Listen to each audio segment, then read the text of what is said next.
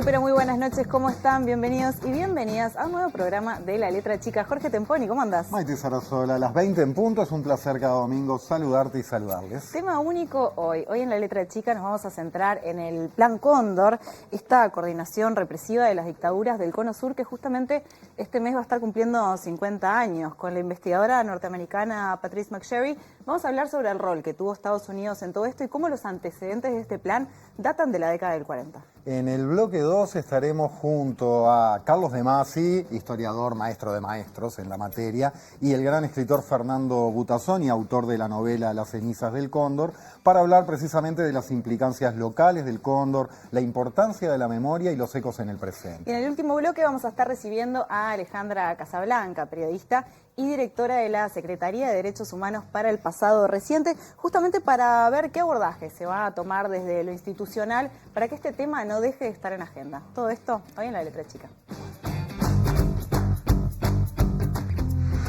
25 de noviembre de 1975.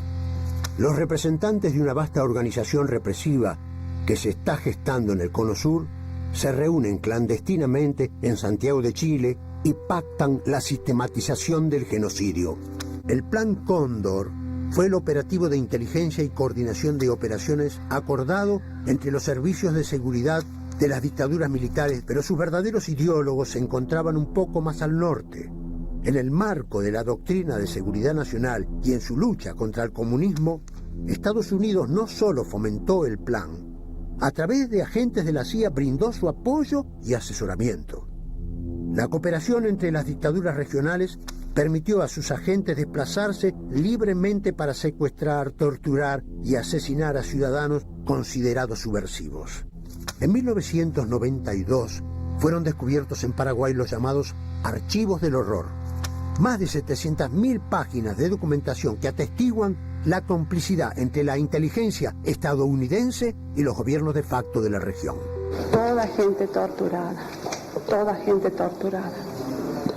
Yo quiero explicarle a la ciudadanía que en virtud de un procedimiento que ordenó mi juzgado, estamos aquí en dependencias aparentemente del archivo de investigaciones.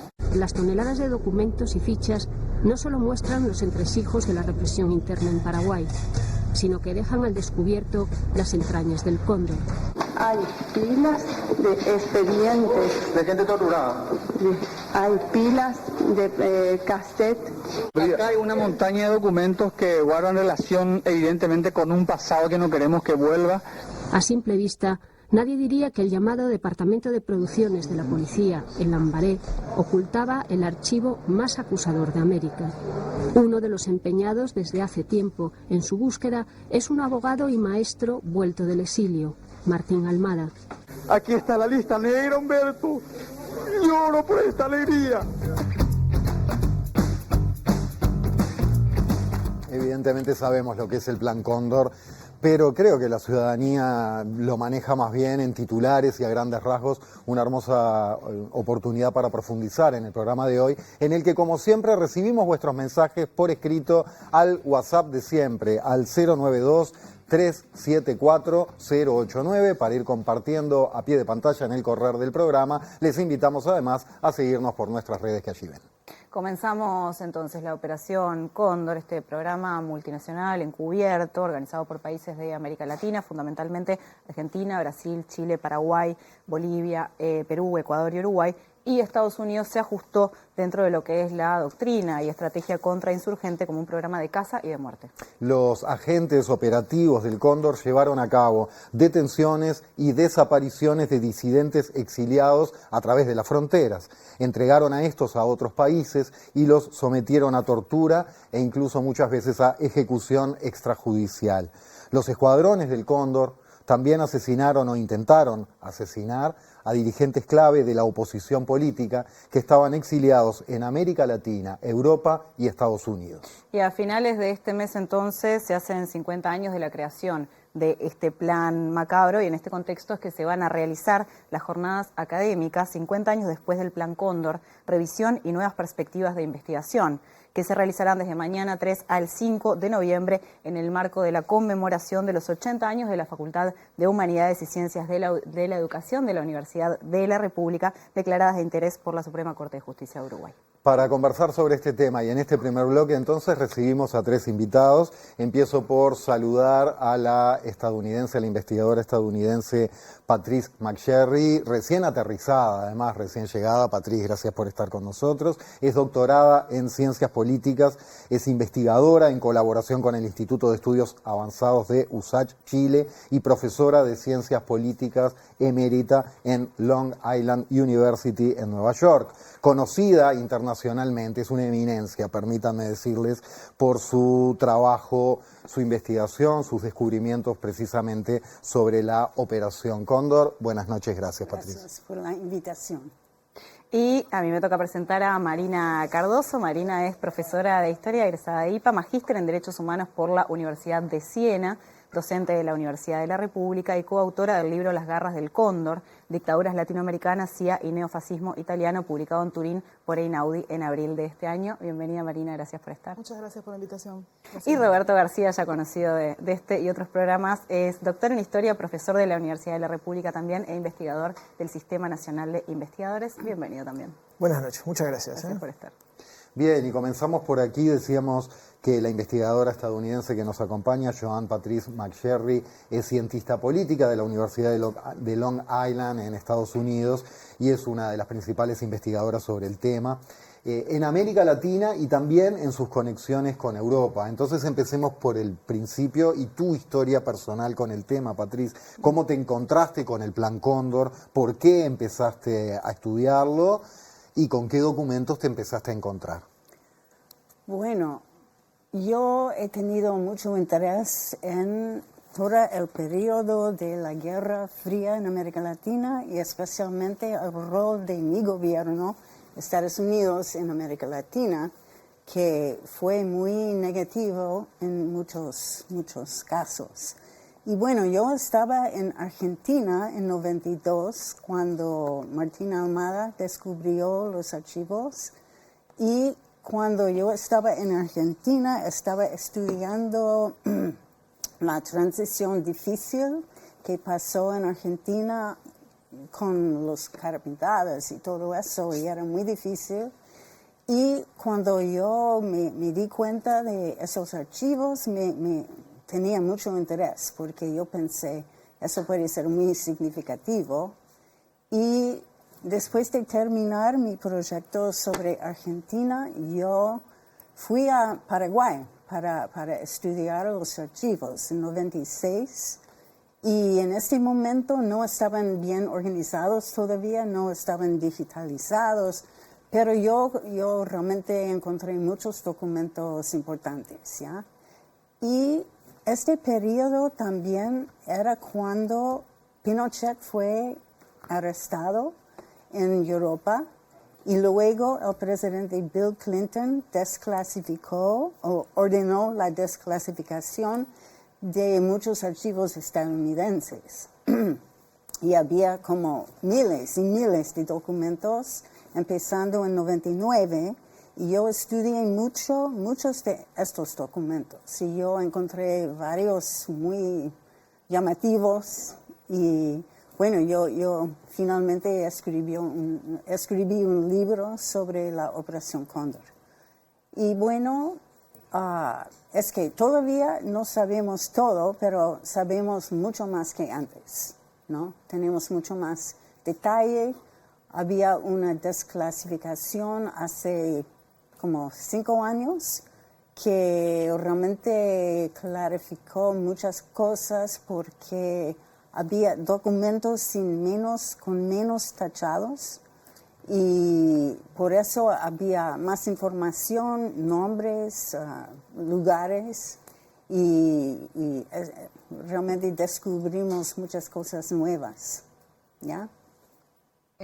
Marina, quería preguntarte antes de meternos en tema, ¿cómo fue la organización de esta jornada? Son 3 días, 9 mesas de diálogo, muchísimos invitados e invitadas. ¿Cómo fue organizarlo y también por qué y para qué, no? Sí, en realidad la propuesta fue apoyada por el Instituto de Historia de la Facultad de Humanidades y por las autoridades, y la verdad que estamos muy contentos con Roberto, el profesor Roberto García Ferreira, con la profesora Marisa Ruiz y el profesor Oscar López Goldaracena en haber organizado esto, que nos costó realmente mucho trabajo porque reúne los principales investigadores, como Patrice, por ejemplo, en materia de Plan Cóndor, no solo de Estados Unidos, sino también naturalmente de Argentina, de Brasil, de Chile y otros países que también están, aparte de Uruguay, naturalmente. Así que, bueno, estamos muy contentos y en realidad todo inicia porque nos interesa mucho trabajar sobre estas cuestiones de exilio. Yo estoy guiando un grupo de trabajo sobre exilios en la facultad y hay mucha gente produciendo sobre ese tema y estamos realmente muy interesados en mirarlo también desde esa óptica. Qué importante. Bien, ahora sí, hablemos del Plan Cóndor. ¿Podemos hablar de etapas del Plan Cóndor? ¿Cómo fue que se organizó? Sí, se han manejado muchas cronologías diferentes sobre el tema del Plan Cóndor. Formalmente en nuestra investigación con Mimo Francinelli hemos trabajado lo que es la fundación formal del plan a partir del 75, pero naturalmente hay antes y hay después.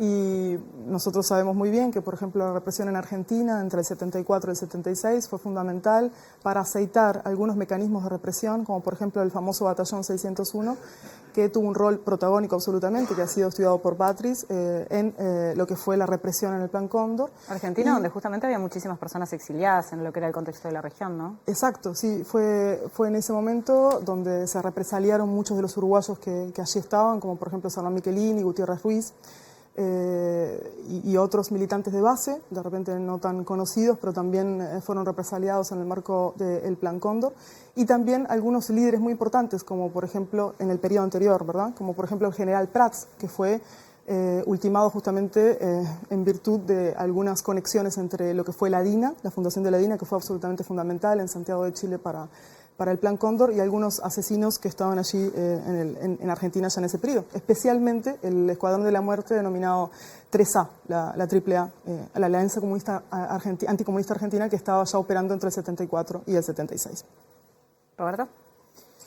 Bueno, yo me sumo a la organización de estas jornadas, bueno, en apoyo a Marina y a su grupo de investigación, que están trabajando muchas estudiantes jóvenes, tanto mujeres como varones, y bueno, yo me sumo en el sentido de aportar una perspectiva un poco de larga duración, que tiene que ver con que en este momento estoy dirigiendo un proyecto de la Comisión Sectorial de Investigación Científica de nuestro DELAR, que intenta aportar historiografía acerca de, bueno, mirar las relaciones internacionales de Uruguay en una perspectiva de larga duración. Y ese proyecto se inicia precisamente en una primera ventana que es en el inicio de la Guerra Fría, y en donde ahí nosotros detectamos a partir de investigaciones hechas en Itamaraty, en Brasil, pero también en Santiago de Chile, en Argentina, Uruguay, Paraguay, México, Costa Rica, en fin, distintos países, que desde ese momento, en el inicio de la Guerra Fría, las policías políticas de todos estos países del Cono Sur compartían información de inteligencia sobre militantes comunistas, ¿no? No implicaba eso que fueran gente vinculada al Partido Comunista o a los partidos comunistas, sino implicaba que tuvieran algún tipo de ideología cercana, o lo que en ese momento se consideraba afín al bloque soviético. Entonces, lo que nosotros venimos haciendo y lo que mostramos es, a partir de esas fuentes, un sustrato transnacional. Patrice precisamente nos comentaba de eso de hacer historia situada a partir de distintos países, y lo que nosotros mostramos es cómo brasileños, uruguayos, argentinos, paraguayos y chilenos compartían información de inteligencia, compartían un mismo código para fichar a las personas, y lo relevante de esta cuestión es que eso sucedía en 1948, es decir, casi 3 décadas antes del establecimiento formal del Plan Cóndor, lo que apunta precisamente a mirar no solo en su larga duración, sino a sacar un poco la cuestión que tanto embarra la discusión, que es la famosa teoría de los dos demonios,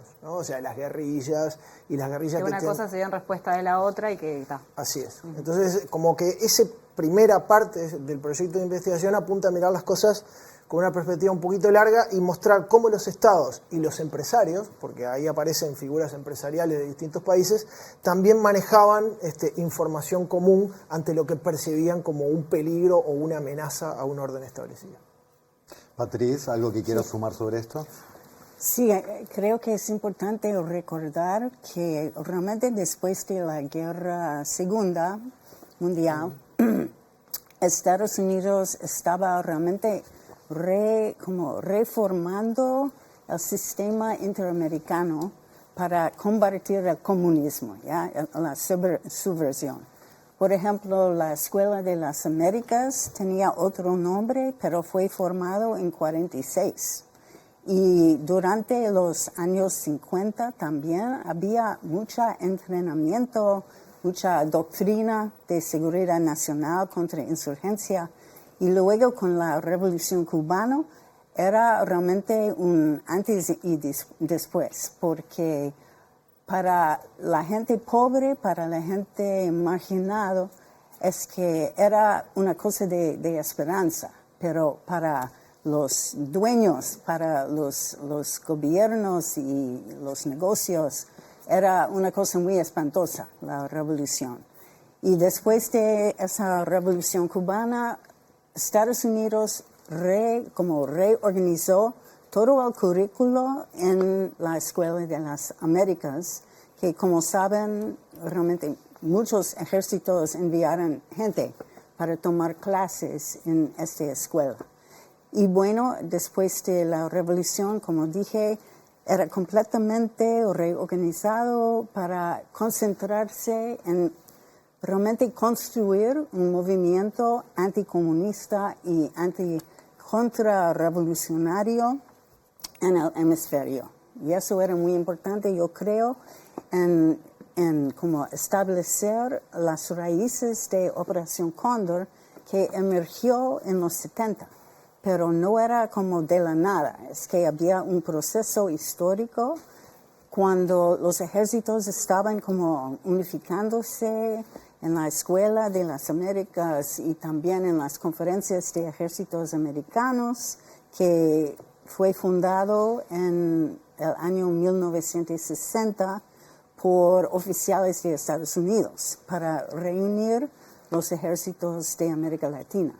Entiendo que vos en tu obra manejas el concepto que es bastante escalofriante, bastante tremendo pensando, bastante no, muy tremendo pensándolo en la perspectiva histórica, de que la ideología que se manejaba en la Escuela de las Américas y que después permeó en las instituciones militares de América Latina, es que secuestrar, torturar, asesinar a determinados tipos de personas que para ellos hacían mal a la sociedad, era, en las antípodas de un acto aberrante, violatorio de los derechos humanos, un acto heroico. Sí. ¿Cómo es eso? ¿Cómo se puede llegar a esos niveles de intelectualización y justificación del horror?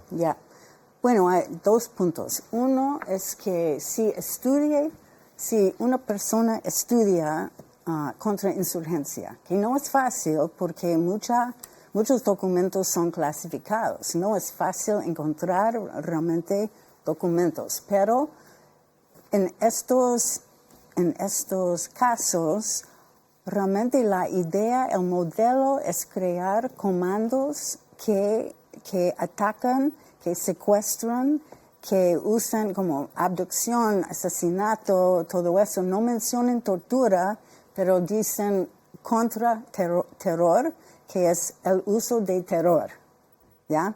Y hay como parciales documentos que uno puede como descifrar lo que están hablando. Y bueno, eso es parte, es como una formación en escuelas.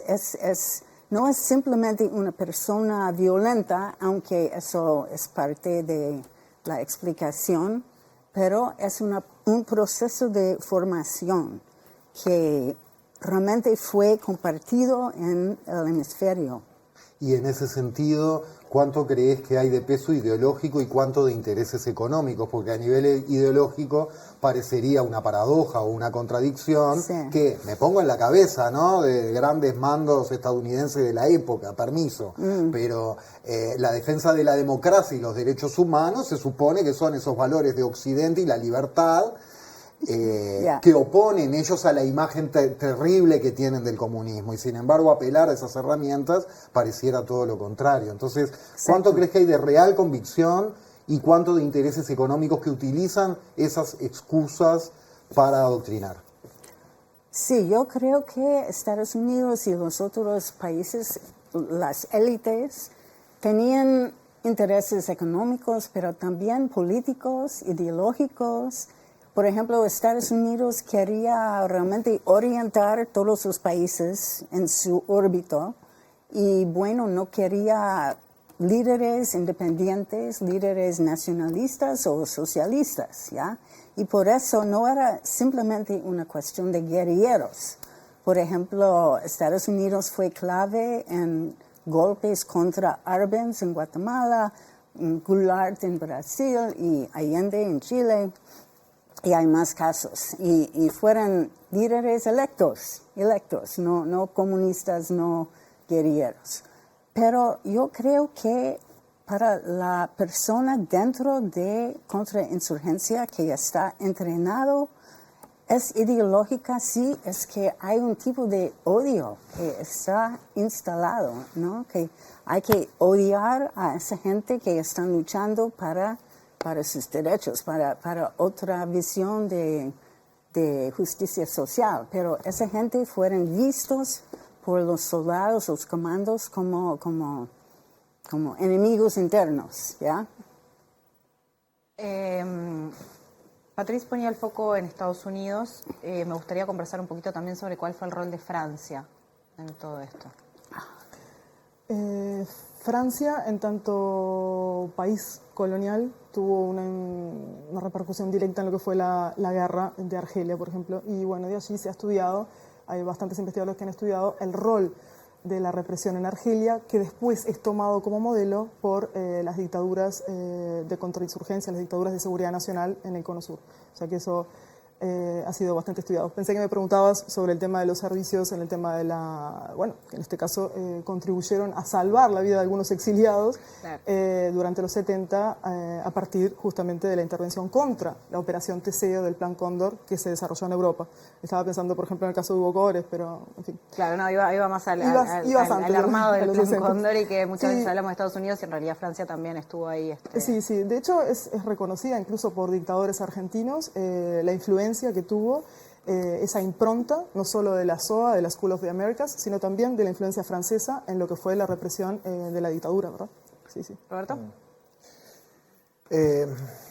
Sí, o sea, el rol hemisférico de Estados Unidos es algo que se ha trabajado mucho, ¿no? O sea, y el trabajo, por ejemplo, de Patrice o lo que hace Marina dialoga mucho con lo que actualmente se llama la nueva historiografía de la Guerra Fría en América Latina, que ha un poco como descentrado la cuestión de Estados Unidos, ¿no? Entonces han aparecido diversos actores que también formaron parte activa de la Guerra Fría latinoamericana, ¿no? Entonces, bueno, esa necesidad de ir a buscar a otras piezas claves es parte también de colocar en otro lugar el rol de Estados Unidos. De todas maneras, el rol hegemónico de Estados Unidos en América Latina ha sido precisamente muy relevante, o sea, es incuestionable. Y volviendo un poco a lo que fue mi primera parte de la intervención, o sea, a nosotros nos resulta por lo menos bastante relevante que para pensar en términos de Guerra Fría, o sea, lo que nosotros vemos es también las agendas de los actores empresariales y actores políticos y actores diplomáticos y policiales en ese inicio de la Guerra Fría. ¿Qué es lo que estaba pasando? Vamos a meternos un poco en eso. Claro, pero no necesariamente como marionetas de Estados Unidos, ¿no? O sea, vemos la capacidad de autonomía que tenían para compartir información de inteligencia en esa oleada de golpe de Estado que sacude a América Latina en el año 1948. Entonces a nosotros, si bien es evidente, porque por ejemplo el ministro del Interior de la época, en julio de 1948, viaja a entrevistarse con el director del FBI en los Estados Unidos. Todavía no estaba, la CIA se había creado en julio del año anterior, pero no tenía una capacidad de penetración como la que tuvo más adelante con las policías en América Latina. Pero a nosotros lo que nos interesa es también dar la discusión desde el lugar de esos márgenes de autonomía que fundamentalmente estos pactos sociales regionales de los que habla la historiografía, para pensar en estos mecanismos compartidos en torno a la ideología anticomunista, de lucha contrarrevolucionaria y la larga historia que los mismos tenían. Por eso nos ubicamos precisamente en un momento particular de la historia de la Guerra Fría, que es el inicio, y tratamos de dar la discusión desde ese lugar, ¿no? O sea, porque, por ejemplo, Patrice, y lo que ha investigado, o sea, bueno, ella coloca la cuestión de la Revolución Cubana, ¿no? Y el inicio de los movimientos de liberación nacional, pero nosotros nos salimos de esa cronología y tratamos de precisamente aportar antecedentes. Ojo, esos antecedentes no son el Plan Cóndor, que implicaba desde el punto de vista cualitativo algo demasiado importante, que era hacer desaparecer a las personas. Pero lo que sí mostramos es la capacidad que los actores en América Latina en el inicio de la Guerra Fría ya tenían para compartir información, un código secreto común y para saltearse los canales oficiales, ¿no? O sea, bueno, esto no tiene que correr por la valija diplomática común, sino que esto es parte de acuerdos policiales secretos a que llegan los políticos, militares, policías y diplomáticos en América Latina. Solo para recordar una cosa y como cerrar, el agregado militar de la Embajada de Brasil en Montevideo, que precisamente forma parte de todos estos acuerdos, fue más tarde en los 60 uno de los dictadores de Brasil. O sea, esto anticipa un poco la doctrina de seguridad nacional, y Emilio Garrastazu Medici, nada menos, fue el que participó de todo este entramado regional donde había empresarios que iban a la Embajada de Brasil a decir, bueno, acá nos están haciendo una huelga, yo sospecho que estos son comunistas, y había un trasiego de información. Y encontramos que algunos empresarios manejaban, aparte de la policía, información ellos mismos sobre funcionarios que ellos sospechaban que tenían algún vínculo con la izquierda. Entonces, claro, es como que nos salimos de la cronología clásica y mostramos algunos antecedentes que a nosotros nos parece que pueden ser interesantes para pensar en otro marco de radicalización de la Guerra Fría los procesos 10, 15 o 20 años más tarde. ¿Hubo consecuencias para esos empresarios? No. ¿Consecuencias políticas? Sí, legales, de la justicia, por el rol que tuvieron justamente en entregar gente, pienso en Brasil, pero también, por ejemplo, en Argentina, es algo que ha sido muy No, para estos años 40, no. O sea, no. Simplemente aparecen mencionados actores y actuando, ¿no? O sea, esto es más allá que los políticos, ¿no? O sea, hay más actores. Sí, en los años 70, por ejemplo, en el marco del Plan Cóndor, hay otros actores transnacionales, claro, que conforman, como si se quiere, una internacional negra, como por ejemplo los neofascistas italianos, pero también el movimiento anticastrista que está radicado en Miami, que fue absolutamente fundamental, por ejemplo, para el asesinato del canciller de Allende, Orlando Letelier, que sucedió nada menos que en Washington en el año 76. Es decir que, en base a lo que estaban señalando recién los colegas, hay también líneas de esto transnacional que tienen que ver con los movimientos de derechas en esos años. Y también, por supuesto, los exilios mantienen sus redes transnacionales de resistencia a estas dictaduras. Ese juego está ahí presente. ¿Y cómo se llegaban, mencionabas esto de Letelier, pero cómo se llegaban a esas últimas fases de asesinatos y de coordinación, y cómo se financiaba esto también, cómo operaba? Sí, bueno, la Operación Teseo surge en el año 76, en junio del 76 concretamente, como parte del Plan Cóndor, en lo que John Dinges, que es uno de los, también junto con Patrice, uno de los principales estudiosos del Plan Cóndor, como una tercera fase del Plan Cóndor, donde la idea era aniquilar a algunos de las cabezas o liderazgos del exilio para desmontar todos los movimientos, porque no solo eran los movimientos radicales o de izquierda armada, sino ya básicamente, como recién decía Patrice, también los movimientos progresistas o democráticos que estaban en contra de las dictaduras. Entonces, la Operación Teseo constituyó también parte de esa operación transnacional, de esa coordinación del Plan Cóndor para el asesinato de algunos líderes importantes. En algunos casos lo lograron y en otros no, porque claramente la impunidad en el norte era mucho menor que en el sur, donde ahí sí lograron asesinar al expresidente boliviano Torres, cometieron el magnicidio con los uruguayos Gutiérrez Ruiz y Selman Michelini, asesinaron al general Prats y así. En cambio, en Europa, en algunas veces fallaron en la Operación Teseo, por ejemplo, en el caso de Carlos Altamirano, uno de los líderes más importantes del socialismo chileno. En ese caso no tuvo éxito la Operación Teseo. ¿Y cómo se financiaba? Perdón. Sí. Sí, bueno, la DINA tenía un montón. Es importante lo que decía recién Roberto sobre los años anteriores, porque, por ejemplo, en el caso de la DINA, que si nosotros estudiamos el Plan Cóndor, tenemos que considerarla como algo absolutamente central, porque es desde allí, es desde Chile, y a partir de la DINA, donde se crea un poco la idea del plan. Bueno, la DINA tenía casas de todo tipo, empresas de todo tipo en Europa y en Latinoamérica. Es decir que, en definitiva, digo, estaba muy solventada y tenía mecanismos económicos para, digamos, realizar todo este tipo de operaciones. Y después también el movimiento que mencioné recién, anticastrista en Cuba, también tenía dineros para solventar estas actividades, ¿no? También tenemos que tener en cuenta que la Operación Cóndor era una operación política, pero que también tenía un derrame económico, porque si pensamos en todas las bandas de criminales que operaron en el marco del Cóndor, las bandas aquellas que estaban en los escuadrones de la muerte, y de que después fueron absorbidas por los mecanismos paraestatales, como estudia Patrice, del plan, tenemos que pensar en que esos criminales en realidad lo que hacían también era absorber los dineros de los propios exiliados que mataban, que asesinaban, y con eso también, digamos, se autofinanciaban sus acciones criminales clandestinas. No, y vos preguntabas, Maite, por la financiación, quién ponía la plata, y ahora, en eso, siguiendo en esta fase 3, ¿no?, de asesinatos de grandes figuras políticas de distintos países, ¿quién daba las órdenes? Ya, bueno, según documentos desclasificados recientes sobre Teseo, precisamente, dice que había un comité de inteligencia con delegados de cada país de Cóndor que hicieron propuestas sobre blancos. Y luego este comité votó. Y había un voto mayoría para decidir una persona que va a estar asesinado. Es escalofriante, pero esa gente hizo esto. Ya. Una votación, no Sí. sé, la verdad no tenía ni idea, me imaginé algo más centralizado, que es escalofriante y horrible igual, pero esa cuestión de votar y que los más votados lo van a asesinar. Exactamente. Ya. De hecho, algunos de los blancos son chilenos muy importantes. Letelier, Bernardo Layton, que fue represaliado en Roma y que era uno de los líderes de la democracia cristiana chilena. El propio general Prats, antes, en una cronología más ampliada del Plan Cóndor, es decir, que muchas de las víctimas, Carlos Altamirano, como posible víctima, eran chilenos. O sea, y había un par de uruguayos. Y uruguayos. Hugo Cores. Hugo Cores, sí, exactamente. Y Wilson Ferreira. Wilson Ferreira, sí, ya. sí. Estaban en la lista, pero no era exitoso. No fue exitoso. No salieron votados, digamos. Por sí. Salieron votados, pero no lograron asesinarlos. Ya. Ajá. Llegaron a ser blancos. Sí, absolutamente. Sí, sí. Y bueno, y lo otro, ya que mencionaban a los escuadrones de la muerte o grupos paramilitares, ¿qué relación tenían con los gobiernos? ¿Fue cambiando a través del tiempo? ¿Nacieron ya bajo el ala de estos gobiernos autoritarios?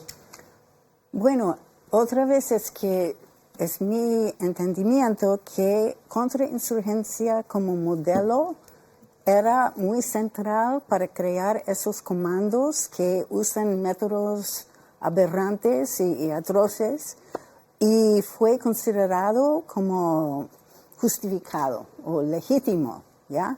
Porque había un tipo de... es parte de la doctrina de seguridad nacional, es que hay una guerra, hay como gente mal y gente buena, y los militares pensaban que eran una fuerza de Dios, no sé, como sagrados o algo así.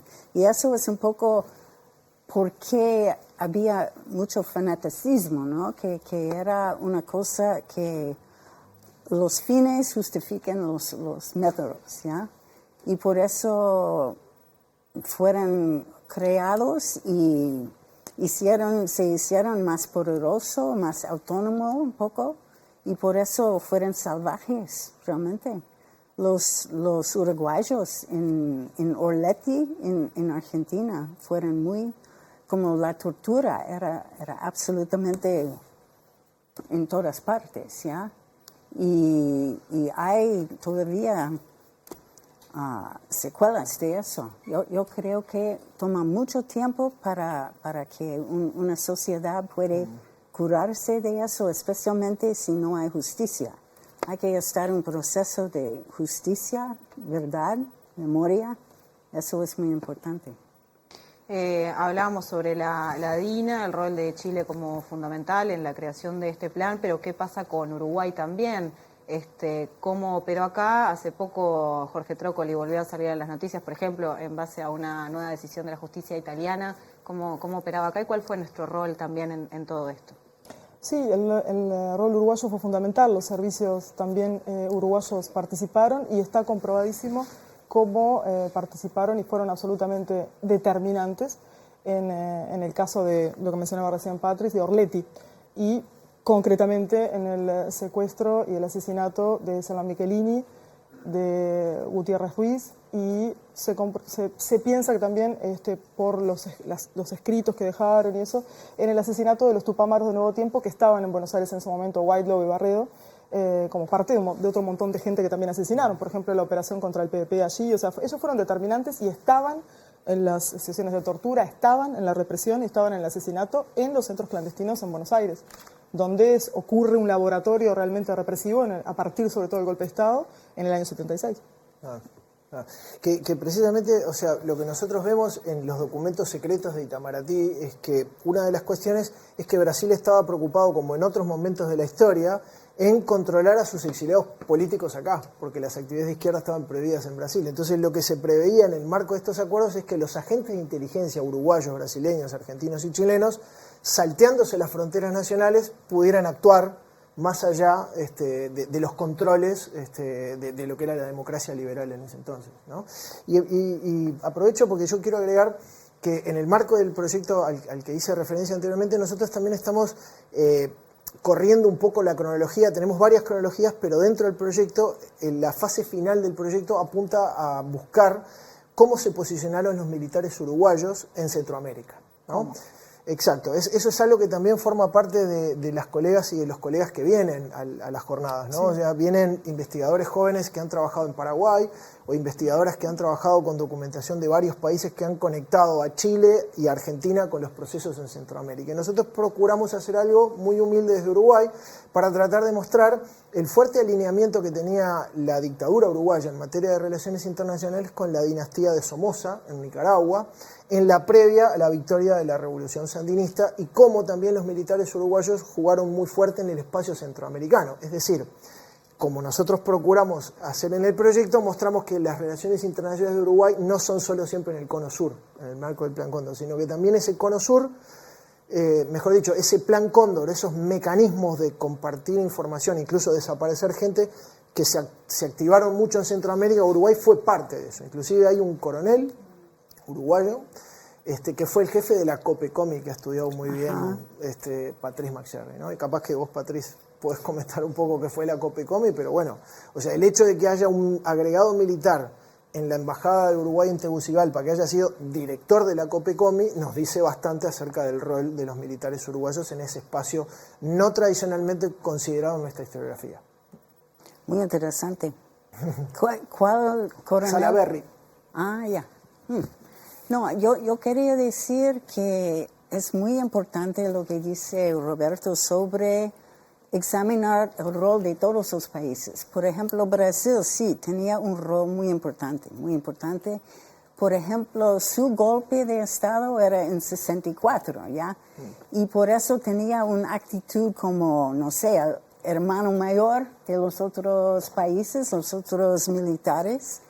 Y, por ejemplo, Brasil estaba en Uruguay, estaba en Chile y estaba en Paraguay para espiar a sus exiliados y también para, no sé, coordinar con los militares en esos países antes de la formación de Cóndor.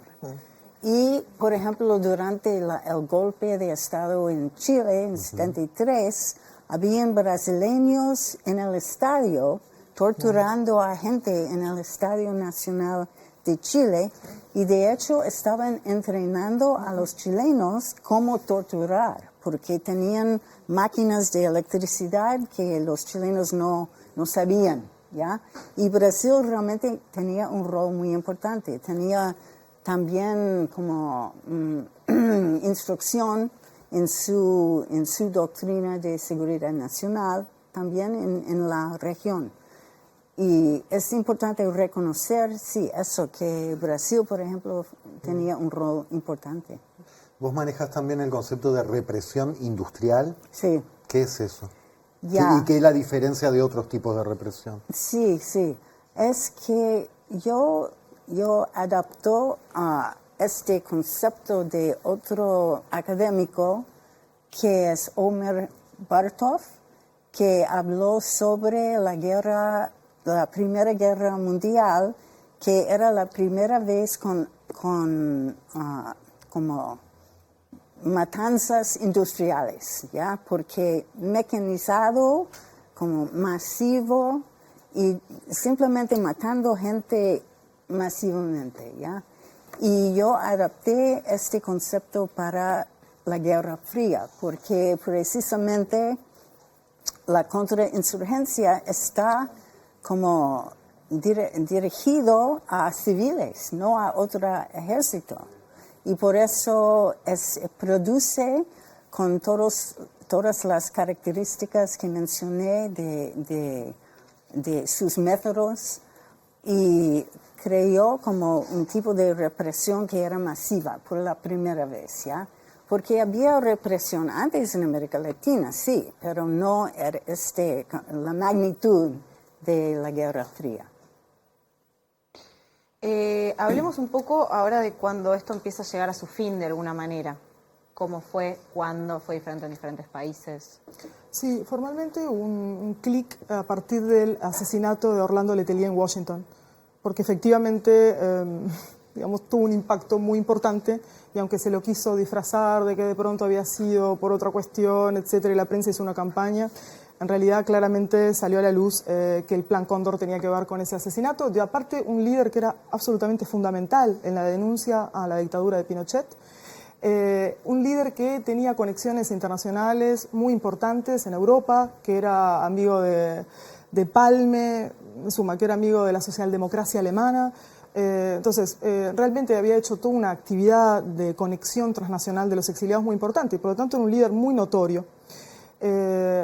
Poco tiempo antes de ser asesinado se le había sacado de la ciudadanía chilena por parte de Pinochet, que realmente lo tenía en la mira, así como primero había tenido también a Prats, y el asesinato, sin embargo, resultó un gol en contra, si se quiere, en algún sentido, para el Plan Cóndor, porque bueno, digamos que la acción violenta del Plan Cóndor había llegado hasta las barbas de la capital norteamericana. Entonces, en ese sentido resultó. Después, otras dinámicas que tienen que ver con lo local también fueron influyentes. Por ejemplo, el conflicto del Beagle, que hizo enfrentar esos nacionalismos, esos militarismos nacionales, digamos, de los militares, y que un poco desarmó esa alianza, ¿no? Provocando algunas desinteligencias entre los militares. Entonces hay como varios eventos que un poco marcan el final del Plan Cóndor. Roberto, ¿querés agregar algo?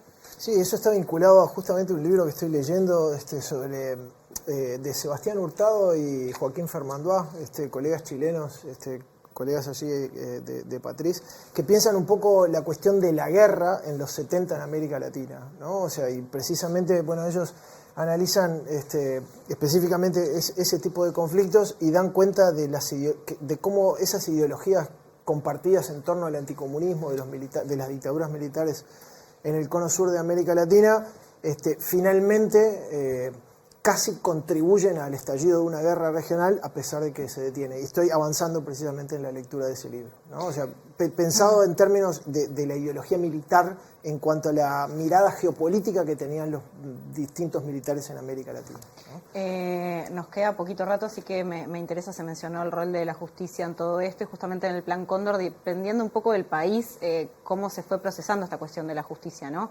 ¿Cómo lo ven? ¿En qué se está en este momento también? Bueno, en este momento es fundamental el rol de la magistratura italiana. Tú mencionabas hace un momento, Maite, la condena a perpetua de Trócoli, y bueno, y efectivamente estamos contentos, por ejemplo, que en nuestro plan de trabajo para estos próximos días haya una ponencia sobre Trócoli de una de las integrantes del Grupo Exilios, y realmente es una victoria por parte del movimiento de activismo por los derechos humanos, una victoria muy importante, y realmente tiene que ver con todo un proceso que está vinculado a la doble nacionalidad de alguna de las víctimas, que eran ítalo-uruguayos, ¿no?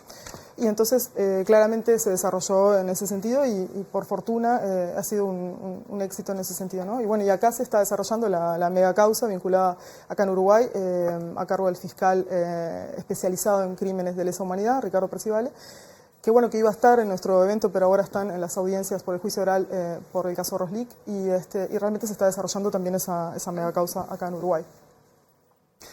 Antes de cerrar, sabiendo que nos queda poco tiempo, me parece fundamental, la verdad me sale del alma preguntar por el presente y el futuro, porque cuando miramos estas cosas, estas cuestiones y estos horrores de nuestra historia, a veces nos parece que ahora las democracias han avanzado mucho, que estamos lejos de esto.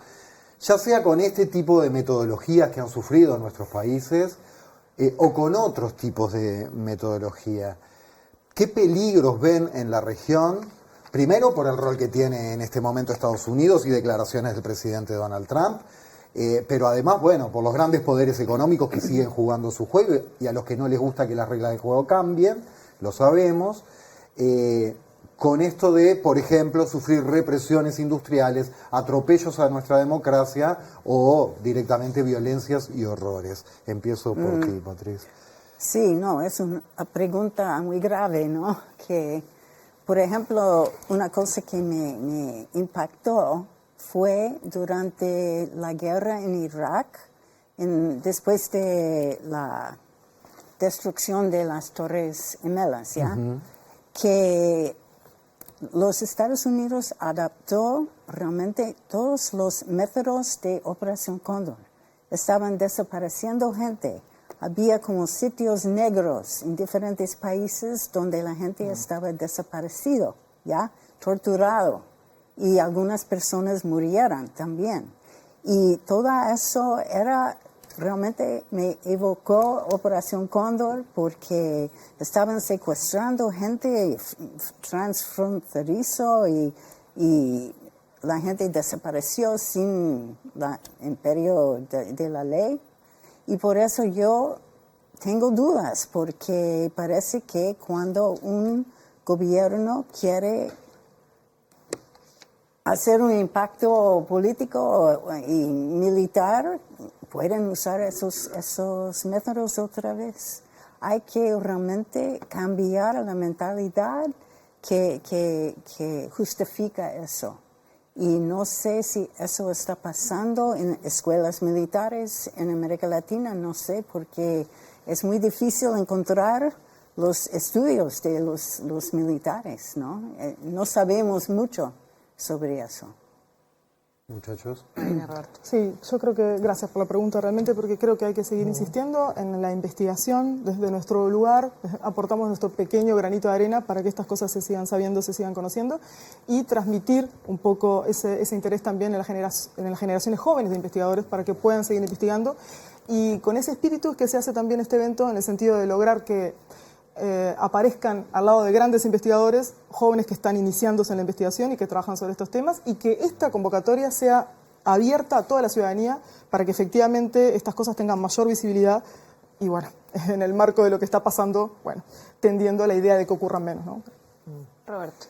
Bueno, todo lo que sucede es muy interpelante para los que nos dedicamos a mirar un poquito hacia atrás, ¿no? Este momento de transición hegemónica es muy complejo y el rol renovado, resignificado de Estados Unidos en América Latina nos vuelve otra vez a una situación muy compleja. Pero insisto que forma parte de una necesidad ciudadana tratar desde nuestro lugar, intentar de que las personas que no pueden llegar a la universidad a estudiar o a investigar, que puedan tratar de informarse desde la historia, acerca de la peligrosidad en la cual, bueno, podemos nuevamente volver a encontrarnos con cosas desagradables, ¿no? O sea, la democracia retrocede, hay una emergencia de nuevos autoritarismos, etcétera, etcétera. En América Latina estamos rodeados, ¿no? El fenómeno Bukele, fenómeno de Milei, etcétera. Entonces, y en Europa también. En Europa, ¿no? Entonces estamos en un momento que es interpelante para los que pensamos históricamente. Sí, en eso que aparecía de que el fin justifique los medios, ¿no? Invitamos de vuelta, Zarzuela, recordamos que desde mañana lunes hasta el miércoles, jornadas académicas, 50 años después del Plan Cóndor, revisión y nuevas perspectivas de investigación en Facultad de Humanidades. Métanse en internet y busquen más. Muy bien, Patriz, Roberto, Marina, gracias por acompañarnos hoy. Muchas gracias. Nosotros los esperamos un ratito nomás. Vamos a tener mesa con Carlos de Masi y Fernando Butazzoni. Ya enseguida sigue la letra chica.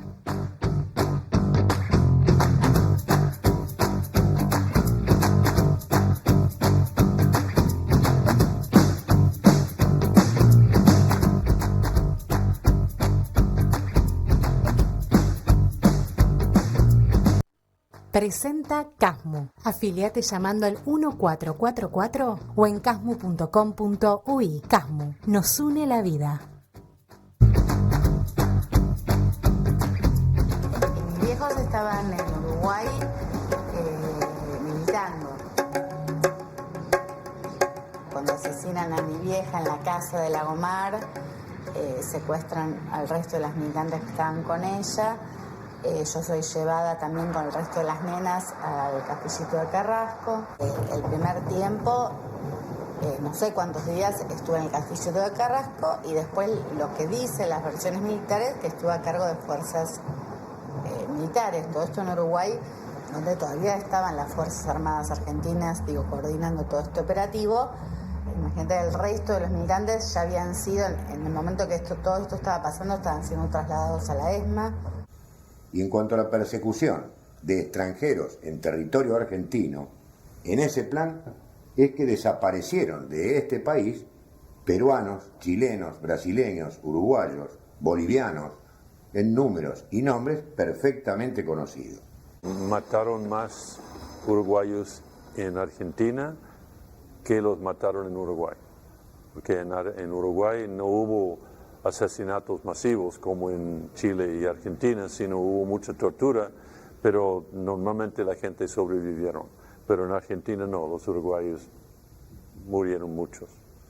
Eran fuerzas armadas uruguayas que estaban operando en territorio extranjero y por lo tanto todo nos hacía caber de que íbamos a sufrir la suerte que ya habíamos visto que le estaba sucediendo con otros exiliados y otros argentinos también.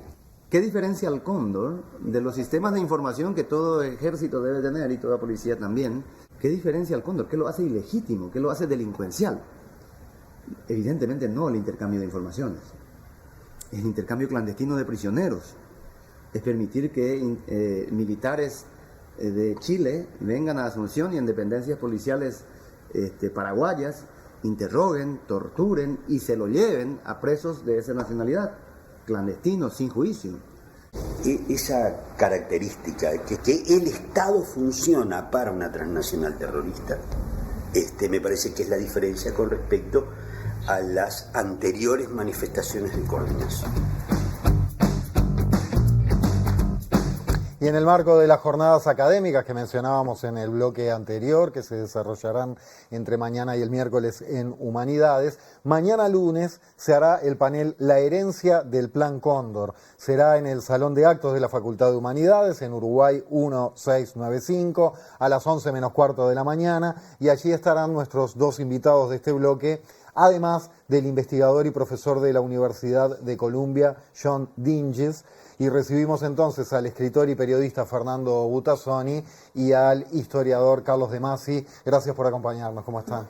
Bien, gracias a ustedes. Buenas noches.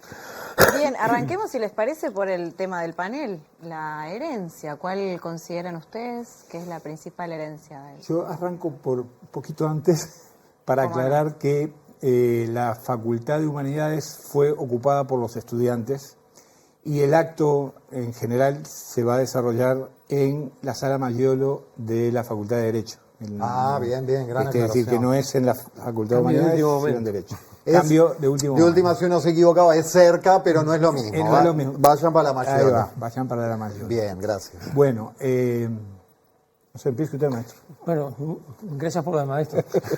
Bueno, a ver, las herencias en estos casos son siempre complejas y son diversas. A ver, digamos, hay una herencia de experiencia que uno puede acumular, las sociedades pueden acumular y decir, bueno, esto ocurrió, no tiene que haber ocurrido. De alguna forma se procesó y de alguna forma hay que cerrar esta cuenta, digamos, haciendo, digamos, conociéndola, rastreando sus orígenes, siguiendo sus lineamientos, encontrando hasta donde se puede, y esa es la parte más difícil, sus agentes, sus actores y sus responsables. Eso, digamos, como experiencia de la sociedad. Por otro lado, uno dice, bueno, y como experiencia de las Fuerzas Armadas, ¿qué pasa con el Plan Cóndor? Y a mí me da la impresión de que, digamos, las Fuerzas Armadas lo ven de manera diferente. El hecho de que, digamos, las Fuerzas Armadas no asuman esa parte de su historia como un episodio de prácticas criminales, el hecho de que se puedan mantener, digamos, este silencio durante tantas décadas sin que nadie lo mencione, o incluso el hecho de que alguien como Gavazo pueda acusar a un colega militar de haber cometido un acto que lo había cometido él y que eso no le signifique un descrédito para su imagen dentro de las Fuerzas Armadas, me da la impresión de que allí, digamos, es la parte más negativa de este saldo y sobre la que tendríamos que trabajar más. Fernando, ¿para ti? Yo creo que hay distintos, como decía Carlos, hay distintos tipos de herencia. Hay herencias emocionales que son las que a mí más me han ocupado y las que más me preocupan además, ¿no? No solo por viendo el comportamiento, digamos, de la sociedad uruguaya, sino viendo el comportamiento de las sociedades latinoamericanas que formaron parte del Plan Cóndor. La sociedad argentina es un ejemplo, y la sociedad chilena, ejemplos típicos, sino otros ejemplos aún más lejanos. El comportamiento de la sociedad española después de vivir prácticamente medio siglo bajo la bota de la dictadura franquista, o el comportamiento de la sociedad italiana o de la sociedad alemana después de lo que ocurrió de quedar totalmente destruida la sociedad, deshecha después de la guerra, cómo resurgen al cabo del tiempo, brotan ideas y conceptos y organizaciones que reivindican lo que aparentemente es imposible de reivindicar. Y esto yo creo que nosotros deberíamos hacer mucho hincapié en eso, ¿no? Porque es una herencia también. Cualquier cosa se puede reivindicar. Y creo que la historia contemporánea de América Latina y de Europa está demostrando que cualquier cosa se puede reivindicar, incluso las más aberrantes. Y creo que tiene que haber un trabajo sistemático, porfiado, cansador, para que la gente entienda cuáles son los mecanismos que hacen posible que esas herencias resurjan, porque la herencia de la ideología que generó el Plan Cóndor está viva, no murió. Yo lo planteaba en una charla en el Parlamento hace un par de días. ¿El Plan Cóndor está muerto? Sí, sus actores desaparecieron, sus organismos de coordinación aparentemente desaparecieron, pero ¿el Plan Cóndor está muerto o todavía hay semillas, digamos, dispuestas a rebrotar en el futuro? ¿Por qué creen que se puede reivindicar cualquier cosa, incluso los peores horrores, años después? Bueno, yo creo que porque hay la condición humana implica una visión muy peculiar o muy sesgada de todos, ¿no? de lo que ocurre en la vida social. Y porque se van distorsionando los discursos y se va alterando la historia. Lo que decía Carlos de que las Fuerzas Armadas en general no tienen una visión crítica de lo que hicieron, me parece que es uno de los elementos que puede abonar ese tipo de cosas, ¿no? Carlos, sobre esto, ¿por qué es pendular incluso el horror en la historia? Me parece a mí porque suma dos cosas. Por un lado la experiencia, haberlo vivido, y por otro lado la ideología, pensar qué es lo que está bien y qué es lo que está mal. Me da la impresión de que a medida que va pasando el tiempo la experiencia se va debilitando y la ideología va ocupando ese lugar. Y en último término, considerar que algunos de los compañeros, compatriotas de este país son, digamos, ciudadanos clase B, reaparece cuando la experiencia de lo que eso implica se va borrando. Fíjate, por ejemplo, yo estudié el final de la dictadura y la transición y etcétera, y era notable ver la homogeneidad de opiniones de los partidos políticos con respecto a la dictadura.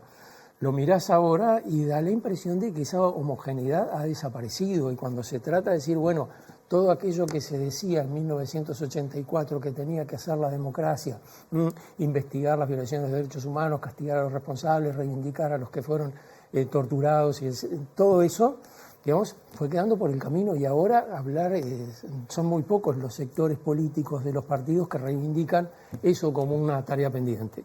Entonces, digamos, las ideas van de cabeza en cabeza buscando su lugar y encuentran situaciones emocionales en las cuales, digamos, les permiten ubicarse. Y bueno, esa es un poco la situación, es decir, nunca es demasiado grande el horror para que alguien en el futuro no lo reivindique como una necesidad frente a una realidad considerada como intolerable o como fuertemente distorsionada. Carlos, en un momento tú mencionaste el origen y quería volver un poco a eso. Lo hablamos en el bloque anterior, de todo el terreno fértil que tuvo que existir para que esto se gestara y ponemos fines de noviembre del 75 como una fecha, pero ¿qué estaba pasando, por ejemplo, en el 74 en Argentina? ¿Qué pasaba con Perón, por ejemplo? Y bueno, pasaba con Perón, que Perón llegó a la Argentina ya con la cabeza clara en que la izquierda era su gran enemigo, ¿no? Y lo manifestó de distintas maneras, en círculos reservados, porque él era muy bicho para eso. Pero, por ejemplo, él elige en diciembre del 73 como subdirector de la Policía Federal a un comisario inspector creo que era, que había sido expulsado por crímenes y violaciones, y bueno, lo habían echado de la policía. Años. Él lo retoma, le da el cargo de comisario general, se llamaba Alberto Villar, lo pone el subjefe de la Policía Federal y le encarga, como casi primera tarea, que organice una reunión con jefes de inteligencia de los países de la región para coordinar acciones en la represión del comunismo.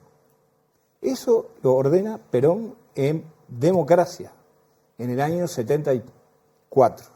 Febrero del 74, el carnaval del 74. Y a los pocos días se hace esa reunión, en febrero del 74, por Uruguay va el director de Información e Inteligencia, va un chileno, va un paraguayo también, y a los pocos días un grupo de militares uruguayos secuestran en Buenos Aires a un tupamaro que estaba trabajando legalmente nada menos que en el Ministerio de Bienestar Social de la Argentina, Antonio Viana. A los pocos días lo secuestran, lo tienen secuestrado en una cárcel, en la propia sede del ministerio, después en una cárcel, después lo trasladan a Uruguay en un vuelo de pluna y lo meten preso, está años preso, se llama Antonio Viana, y es un ejemplo claro de cómo el Plan Cóndor, conceptualmente, más allá de que la cinta la cortaron en noviembre del 75, empezó a funcionar a full ya desde comienzos del 74, con Perón en vida y en conocimiento de la situación. Yo diría que Perón fue uno de los grandes ideólogos o autores intelectuales de la estructura del Plan Cóndor, más allá de que oficiales norteamericanos tenían una idea bastante similar desde tiempo antes. Carlos, sobre esto y sobre los antecedentes. Sí, a ver, hay dos cosas, ¿no?, que me parece que están un poco en lo que él plantea. Por un lado, digamos, el Plan Cóndor, y por otro, la coordinación represiva. Y la coordinación represiva viene de antes, desde bastante antes. Fíjate que, por ejemplo, en 1965 hay un grupo de coroneles acá en Montevideo que hacen pública una protesta, con lo cual, digamos, se están asegurando que los van a echar del ejército porque la firman todos, denunciando que en unas maniobras que se están haciendo, están previstas en la región militar número 4, la de Minas, iba a asistir como invitado el general Alves Bastos, que era uno de los golpistas del golpe de Estado del 64 en Brasil, que era el jefe del cuerpo de ejército de Río Grande del Sur. Es decir, ahí ya hay contactos que uno puede ver, por ejemplo, digamos, en el año 70 empiezan a aparecer, venir policías brasileños de Río de Janeiro a enseñar la organización del Escuadrón de la Muerte. Los primeros desaparecidos y los primeros asesinados son todavía en democracia en este país. Democracia antes de las elecciones del 71. Es decir, esa forma de coordinación ya estaba existiendo. Incluso, bueno, los fusilados de Soca, de diciembre del 74, digamos, son anteriores a la instalación del Plan Cóndor. Ahora, el Plan Cóndor es una estructura, digamos, muy institucionalizada, que funciona en el marco del terrorismo de Estado. Necesita la complicidad del Estado, necesita la complicidad de los gobiernos que están involucrados en este asunto. Entonces, en noviembre del 75, claramente esa complicidad está activa, pero se empieza a desarmar gradualmente, digamos, a partir del 83, cuando, bueno, Brasil ya va hacia las elecciones indirectas, en Argentina está por asumir Alfonsín, acá está haciendo la transición. Allí hay una etapa que le llaman de actividad de la mano de obra desocupada, es decir, los terroristas, los represores que estaban actuando en Argentina vienen muchos para acá y hay aquí algunas acciones que se les atribuye a ellos, pero a partir de allí, digamos, como que el ejército mismo como lo desactiva y ya, por ejemplo, cuando se produce el episodio del asesinato de Roslik en Fray Ventos, o los atentados que se produjeron en ese mes acá en Montevideo, allí el ejército se preocupa por mostrar que investigó y sancionó a alguien por esos atentados. Es decir, como mandando la señal hacia adentro, miren que aquello ya no corre más. Pero, sin embargo, años después, ya en la década del 90, ocurre el episodio Berríos, digamos, que también muestra una forma de coordinación, ya no, digamos, con la complicidad activa del Estado, pero sí con una participación, digamos, por omisión de las autoridades de la época. Entonces, digamos, hay allí como una continuidad que establece una forma de comportamiento que resulta muy difícil de desarticular en la medida en que existen conexiones, coordinaciones, amistades, prácticas que ya más o menos han funcionado y que nada impide que van a funcionar en cualquier momento. Fernando, en 2014 tú publicaste el libro Las cenizas del cóndor. Allí mencionás a la KGB. Sí. ¿Qué rol tuvo la URSS en todo esto? Bueno, tuvo un rol no definitivo, pero sí importante, porque, a ver, para entender, Buenos Aires fue durante unos meses como una especie de Suiza de América Latina, ¿no? en el mundo del espionaje, digamos. Todos iban a dar ahí, porque era un territorio más o menos seguro, etcétera. Y Buenos Aires, pese a que no lo era, seguro, era un lugar donde se podía mover mucho. Entonces, por otro lado, el gobierno de Perón había establecido vínculos extraños, por ejemplo, con Muammar Gaddafi. Hubo incluso un acuerdo muy publicitado de negocios con Libia. Había un ministro de Economía argentino que, según todos los indicios, era en realidad un agente soviético, Helbart. Y había un interés de operar desde Argentina para toda la zona del Cono Sur, por parte de los operadores, digamos, de inteligencia que tenían intereses geopolíticos internacionales. Los alemanes del este y del oeste, Estados Unidos, por supuesto, los libios. Claro, vos lo decís así, pero esto es una película de ficción, ¿no? Es una aventura de espionaje. Sin embargo, eso funcionó.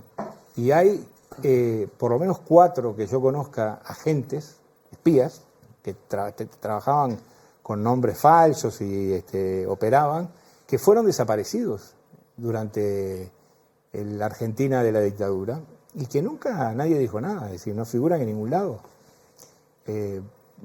¿Por qué? Bueno, porque a los países en los que estaban, a los que pertenecían, no les convenía admitir eso. Y por otro lado, Argentina tuvo buenas relaciones comerciales y económicas con países del bloque del Este, ¿no? Con la Unión Soviética, pero también con Cuba, a la cual le vendió creo que 3.000 o 4.000 automóviles a cambio de azúcar o una cosa así.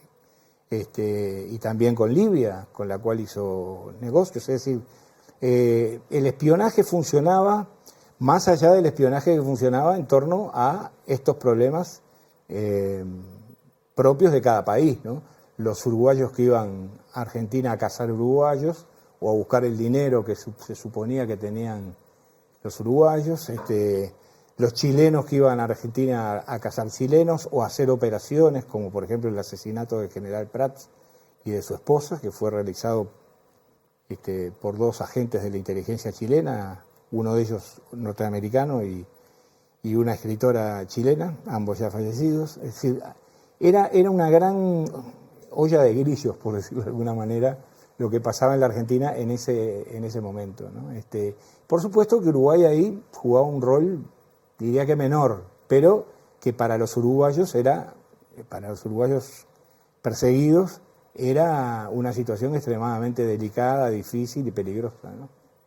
Me quedo pensando, entre otras cosas, en el tema de las fronteras, ¿no? Y bueno, como sucede hoy en día, cada vez que hay un pedido de extradición, todas las garantías, el trámite, etcétera, acá estamos en las antípodas, eran fronteras abiertas para el terror.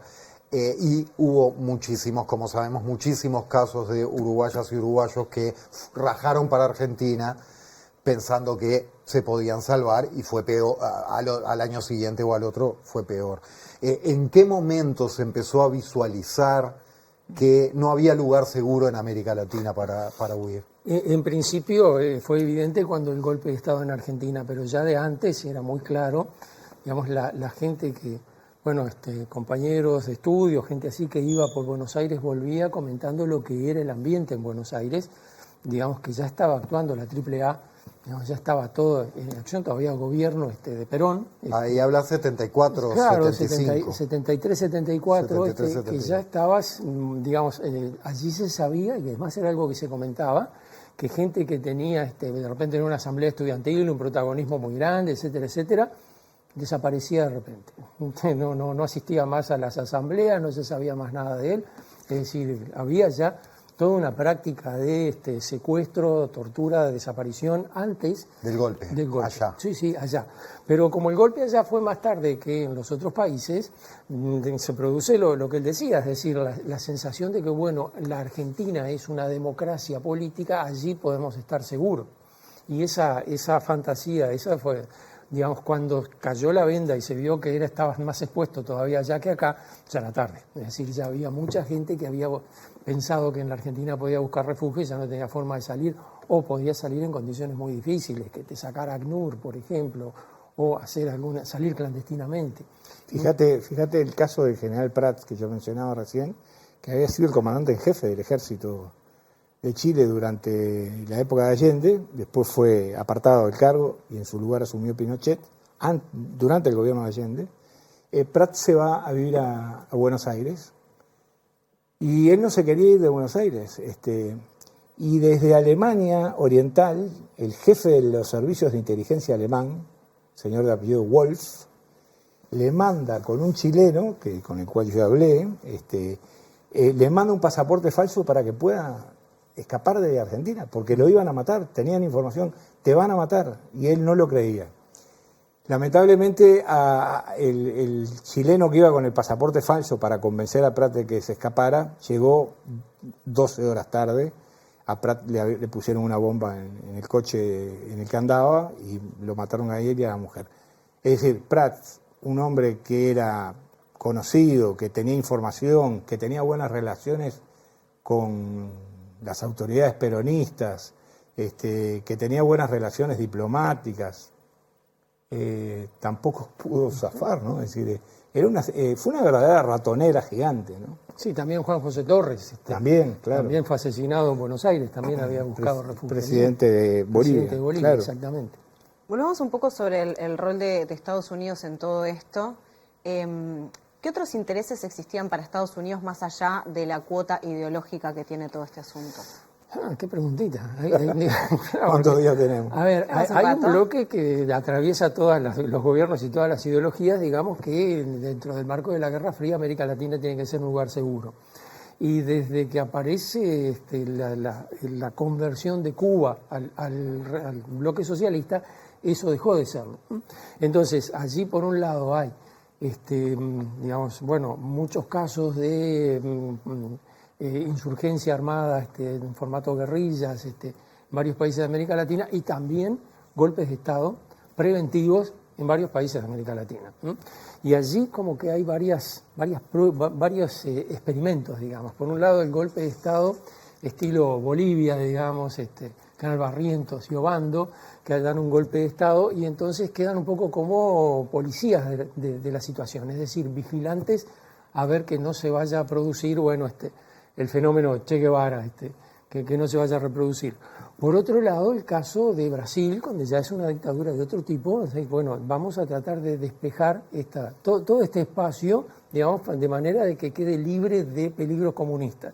Y ese es un poco el modelo de dictadura que se fue extendiendo, es decir, es el que va a haber en Chile, el que va a haber en Argentina, el que va a haber acá, en Paraguay ya es institucionalizado, en Bolivia, digamos, también va a estar esa situación. Entonces allí digamos, el rol de Estados Unidos es, por un lado, el de la vigilancia, pero por otro lado también sin la colaboración, por lo menos la tolerancia activa, por emplear algún término, de la inteligencia norteamericana, el Plan Cóndor no hubiera podido funcionar. Es decir, digamos, la logística que implica el Plan Cóndor necesita un apoyo que no estaba, digamos, en las posibilidades de los países latinoamericanos llegar a tener.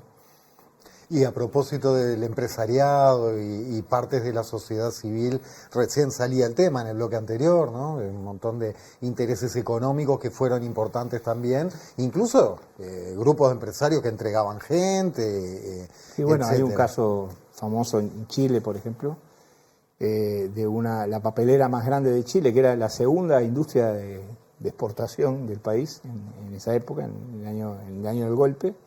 Que quedó probado muchos años después, que denunció, entregó y prácticamente emboscó a un grupo de obreros que terminaron muertos, ¿no? Terminaron fusilados por el ejército. Y empresas norteamericanas que aportaron dinero. El propio director del diario El Mercurio, Edwards, se reunió con altas autoridades norteamericanas. Hay quien dice incluso que tuvo una entrevista de unos 15 o 20 minutos con Richard Nixon, planteándole la necesidad de que Estados Unidos interviniera activamente para dar un golpe de Estado en Chile y sacar al comunismo del poder, ¿no? El propio Nixon decía, no quiero otra Cuba en América Latina, ¿no? Estaba dispuesto hasta las últimas consecuencias a llevar adelante políticas que evitaran que el allendismo, que fue una experiencia, yo creo que no se ha valorado lo suficiente, porque fue un intento real de camino al socialismo por la vía pacífica, que quedó claramente demostrado que no funcionaba, porque no lo dejaban. Me parece que es un ejemplo claro de cómo Estados Unidos hizo todo lo posible, y las empresas norteamericanas, la ITT, bueno, una serie de empresas, todo lo posible para que el gobierno de Allende fracasara, y al final le dieron un golpe de Estado. Allí el que es particularmente sincero es Henry Kissinger, que escribió un soquete así de sus memorias, le dedica un capítulo a Chile, y allí dice, bueno, con Chile nos habíamos distraído, nos tomó por sorpresa, y después de todo, el gobierno de Allende no tenía tanta legitimidad democrática porque en realidad no tenía la mitad más uno de los votos. Tenía apenas el 38% de los votos, y para Kissinger eso no era suficiente. Entonces sí relata las operaciones de inteligencia que hicieron para desestabilizar ese gobierno. Es decir, allí es muy claro cómo intervienen de una manera activa. Bueno, Lincoln Gordon, el embajador norteamericano que estaba en Brasil en 1964, también tuvo un rol muy activo en el golpe de Estado que se produce en Brasil, para desalojar al gobierno de Joe Goulart. Es decir, allí hay, digamos, una presencia permanente y, ¿cómo te diré?, como una especie de supervisión. Es decir, si Estados Unidos está de acuerdo, vamos. Si Estados Unidos te dice que no, quédate. Entonces, por ejemplo, en el caso de Uruguay, durante casi toda la década del 60, Estados Unidos consideraba que Uruguay como democracia funcionaba bien. Vamos a dejarlo quieto. Era un país que funcionaba bien. Y además, según una frase de un embajador norteamericano, no hay militares confiables en Uruguay, como para hacer un golpe de Estado. No, pero a medida que la situación se fue deteriorando y fue cambiando, bueno, digamos, para 1972 ya el gobierno de Estados Unidos está viendo a los tupamaros como un problema. No lo había visto antes. El problema antes era el Frente Amplio. Es muy interesante, digamos, hay un informe que encontró Baña Marcarián en un archivo allá en Estados Unidos y es increíble. Un informe elaborado acá, digamos, por la Embajada Norteamericana para el Departamento de Estado, donde dice que, bueno, ¿cuál es la situación? Octubre del 71, ¿cuál es la situación ante la inminencia de las elecciones? Y dice, bueno, y habla, bueno, en fin, los partidos tradicionales, la situación política, etcétera, etcétera. Prácticamente de los tupamaros no habla, pero tiene un capítulo que dice un émulo de la Unidad Popular Chilena en Uruguay. Y que te pongan ese título era como una condena, porque si para Kissinger la Unidad Popular Chilena era un problema, miren que acá se está incubando otro. Hablando evidentemente del Frente Amplio. Hablando del Frente Amplio, y hace un análisis interesantísimo, bueno, el Frente Amplio, como yo qué sé cuánto, y dice, bueno, es una fuerza política nueva, por lo tanto no está comprometida con las dificultades que ha tenido el país y con las medidas anteriores, entonces puede hacer una campaña proponiendo cosas que sin que le pesen sus antecedentes, y dice una cosa increíble, dice, no va a ganar esta elección, la de 1971, pero si tiene un nivel de votos aceptable, puede ganar la próxima. Y el nivel de votos aceptable que ponía entre paréntesis era 15%, y el Frente Amplio en 1971 tuvo el 18%, y no hubo elección en la próxima. Claro. Pasaron muchos años. Claro, las coincidencias en ese sentido uno le llama la atención, ¿no? Estaba, digamos, muy alerta. Bueno, el embajador que viene a ocupar la embajada de Montevideo, ya en Siracusa, venía de Bolivia, y había producido el golpe de Estado en Bolivia y viene para acá. Pensando en justamente este tema de la herencia y que mencionaron a Chile varias veces, ¿piensan de alguna manera que el caso chileno es un caso emblemático en lo que refiere a lo que es la herencia de la imposición de un determinado tipo de modelo, de la injerencia, o cómo lo ven? En mi opinión, el neoliberalismo como tal nace en Chile. Después un laboratorio también. ¿Cómo? Fue una especie de laboratorio chileno. Fue un laboratorio que funcionó, que después lo adopta Margaret Thatcher, ¿no? Y lo perfecciona, por cierto. Pero el neoliberalismo como concepto práctico se lo impusieron a Pinochet, no el primer día, pero a los 6 meses lo tenían convencido. Y ahí fue donde nació. Es decir, fue un lugar, Chile fue un lugar en el que nacieron muchas cosas muy jodidas para América Latina, ¿no? Y hay una frase que lamentablemente creo que quedó en el olvido del presidente Boric, que dijo, creo que cuando asumió, que si Chile había sido la cuna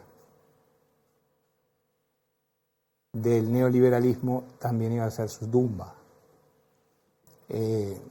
No vi ninguna pala por ahora. No creo que esté ningún pozo abierto. No esté acabando nada.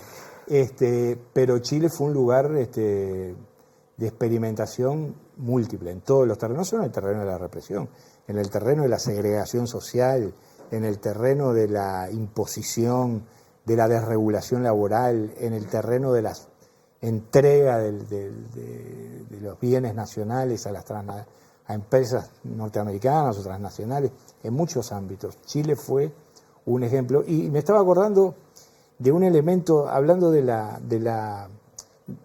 cómo desestabilizaban, ¿no? En Chile utilizaron una táctica fabulosa, la CIA. ¿Qué hicieron? En el año 72 desabastecieron de cigarrillos a Chile. Entonces, en una semana vos tenías, no sé, 3 o 4 millones de personas que estaban desesperadas, con un humor de perros, puteando al gobierno porque no había cigarrillos. Una medida que vos la pensás y decís, pero esto se le puede ocurrir solamente a un guionista de televisión. Sin embargo, lo aplicaron, y lo aplicaron con mucho éxito. No está Baré Vázquez, ¿eh? Sí. Bueno, pero eso fue distinto. No, que le prohibió evitó la maniobra. Exactamente. Hablando de esto de Chile, ¿el nombre Plan Cóndor se vincula con Pinochet? Sí, se vincula con Chile. Es decir, parece que además fue el delegado uruguayo el que le propuso el nombre. justamente por el Cóndor, ave emblemática chilena y etcétera, estaban ahí en Santiago, y era además quien brindaba la hospitalidad y además quien establecía la logística. Pagaban los sanguchitos. Exactamente, venían el vermú, y además digamos, en Chile era donde teóricamente se concentraba toda la información, es decir, allí se hacía todo el intercambio. Y además, digamos, había una especie de vínculo particular de los militares, y en el caso de los uruguayos había muchos que estaban en esa especie de fascinación con el modelo Pinochet. Es decir, Pinochet les resultaba atractivo. Fíjate que buena parte del asesinato de Ríos corre por esa línea también. Los que están vinculados con el asesinato de Ríos son gente que se les había adjudicado a Pinochet como edecanes para moverse. Esa idea, digamos, cuando se produce el golpe de Estado, el modelo es Brasil. Pero después el modelo empieza a ser Pinochet, y para muchas personas Pinochet es las cosas como deben hacerse. Me da la impresión que para ese delegado uruguayo que estaba en Santiago, también, digamos, una manera de homenajear a Pinochet era darle el nombre de Plan Cóndor a toda esa coordinación represiva.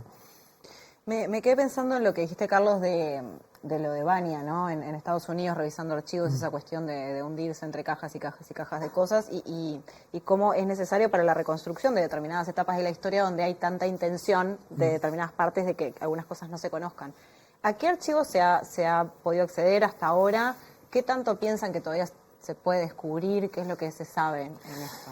A ver, digamos, se han abierto muchos, y incluso un archivo muy importante como es la Dirección de Información e Inteligencia, porque, bueno, a ver, hay una experiencia que fue entrar a los archivos, que eso es medio surrealista, ¿no? Fíjate que para mi biografía personal, yo entré a trabajar en un centro de investigación de la facultad en el año 85 que tenía como objetivo estudiar la dictadura. Y bueno, desde el primer día que se abran los archivos, que yo nunca, cuando lo más que lográbamos que se respondiera era no hay archivo. En el año 2005 se abrió el archivo de la Dirección de Información e Inteligencia. Lo primero que hubo que aprender era cómo se leía un documento de esos. Digamos, cómo se entiende. Por ejemplo, había una cosa, diseminación. Y había toda una lista de organismos. Yo decía, a todos esos les mandaban una copia del documento. O sea, no hay un archivo que tenga un documento exclusivo, aparentemente. Los documentos circulaban por todos lados. Incluso los que decían secreto tenían una lista de diseminación. Y en esa lista aparecía la Dirección de Información e Inteligencia, por eso les llegaba el documento. Ese archivo fue muy valioso, pero no logramos entrar a los archivos militares. Ese no se nos abrió la puerta todavía. Es decir, más allá del hecho de que uno dice, sí, claro, la fantasmática de los archivos, te imaginabas que ibas a encontrar un papel, un documento que decía, a fulano de tal, el coronel fulano se le adjudica la custodia y disposición final del detenido vengano, y ahí encontramos el destino del desaparecido. No, el desaparecido es el primer lugar que desaparece de los archivos, de la documentación. Es decir, cuando mucho encontrás que fue detenido y no encontrás nada más. Pero encontramos, por otro lado, por otros archivos que asoman, digamos, el archivo Berruti, todos esos, que bueno, que en algún lado hay más información. Digamos, en algunas partes hay más información y a esa todavía no hemos podido acceder. ¿Y cómo se puede explicar que corre el año 2025, que todavía no se puede acceder a determinada información? Eso significa que hay gente que tiene la intención de que no se conozca, o sea, que hay poderes que todavía permean. Claro, tiene que ver con lo que te decía al principio, es decir, todavía las Fuerzas Armadas no han procesado adecuadamente una autocrítica de lo que esto implicó. Todavía, digamos... Pero pasaron muchos años ya. Y sí, espere, viste que el solo paso del tiempo no arregla nada tampoco, ¿no? Es decir, aquella idea de que, bueno, cuando Martinelli los lleve a todos, se va a resolver el problema. No, el problema sigue ahí, sigue estando. Es decir, fíjate que los militares que están ahora en actividad no habían entrado a la escuela militar en la época de la dictadura y sin embargo mantienen la misma idea y sobre todo la misma reserva, el mismo secreto. ¿En qué medida uno piensa puede involucrar hoy un problema para las Fuerzas Armadas? Revelar que integrantes de las Fuerzas Armadas hicieron determinadas cosas utilizando su calidad de tales, es decir, como agentes del Estado, cometieron actividades criminales. Eso creo que contribuiría mucho a despejar la imagen del ejército y también, digamos, lo reconciliaría un poco con la sociedad, que es una cosa que muchos militares se quejan. Bueno, no ha ocurrido aún. Pensando en el presente y también en el futuro, como para ir cerrando, les voy a pedir si compartimos la imagen de la película a la que aludía Fernando el jueves, porque como mencionabas hoy en el arranque y quiero retomar ahí, en el conversatorio en el Parlamento decías que si te preguntabas si el Plan Cóndor está muerto y referías a esta escena con el que arranca la inolvidable comedia, bueno, valga la redundancia, La fiesta inolvidable, donde Peter Sellers es un extra, toca la trompeta, le pegan un tiro, cae, pero no quiere parar de actuar. Entonces se levanta, le pegan otro tiro, cae, se levanta y el director se vuelve loco. ¿Qué relación le ves y qué te parece que puede estar vivo del Plan Cóndor entonces? ¿O qué no quiere morir? Bueno, lo que decía Carlos, ¿no? Yo creo que hay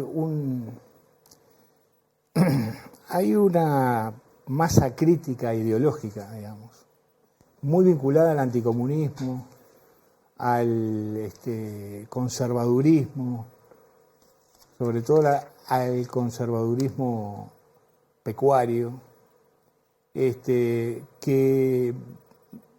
tiene miedo. Tiene permanentemente miedo del Frente Amplio, miedo de Yamandu Orsi ahora, miedo de Tabaré Vázquez antes. Bueno, Mujica era el monstruo, ¿no? Entonces yo creo que hay un proceso que tiene que hacer también la izquierda, de entender que esa parte de la sociedad que va retransmitiendo esos valores o antivalores, tiene que también entrar en la jugada, tiene que entrar en la conversación. Es decir, hay que poner arriba de la mesa que hay mucha gente que tiene una idea más o menos positiva de lo que hizo la dictadura. Y voy a poner un ejemplo muy práctico. Lo que pasó en Brasil, en Río de Janeiro, el otro día, que entró la policía militar y mató a 100 y pico de personas, acá hubo de inmediato decenas y decenas o cientos de repercusiones, algunas importantes, de senadores de la oposición actual, que decían, esto es lo que yo quiero que pase acá. Acá hay que actuar así. La policía la republicana tiene que hacer lo mismo. Bueno, ese tipo no me acuerdo quién era que decía que todos llevamos un pequeño fascista dentro nuestro, ¿no? A veces no es pequeño. Exactamente. Hay gente que lo desarrolla. Y bueno, contra eso hay que luchar, y hay que luchar hablando, y hay que luchar explicando, y hay que luchar difundiendo cómo ocurrieron los hechos, ¿no? Me parece que eso es muy importante. Fernando Botazzoni, Carlos de Masi, gracias por acompañarnos. No, muchas gracias por la invitación. Gracias a ustedes. Gracias. Ya viene el cierre de La Letra Chica con Alejandra Casablanca, no se vayan.